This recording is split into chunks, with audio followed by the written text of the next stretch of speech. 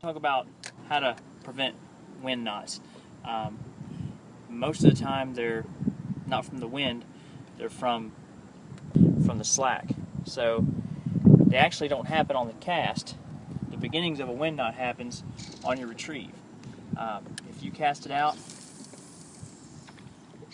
and you've got this loose coil of line here and you just use the reel handle to close the bail, all it takes is that line to go over the top of that spool one time, and the next time you cast, it's going to pull all that line off, what causes the wind knot. The easiest way to prevent it, and I get very, very few wind knots. Rarely do I get them, and when I do, it's because I got lazy, I wasn't paying attention. A lot of times, most of the time it'll happen at night when it's harder to see your reel to see if you've got a little loop on there.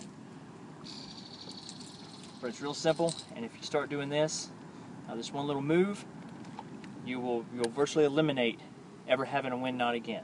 All you're doing to avoid a wind knot, you're going to cast it, glide it through your fingers, close it, and give a little pull. And if you do that, your line is going to lay smooth every time. All it takes is one little loop to get stuck up down here.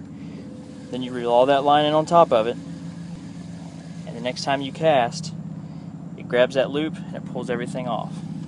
I mean, there are a few other things that can cause a wind knot. You know, if you reel your knot up into the eyes on your rod, when you cast it, this line's trying to come off fast.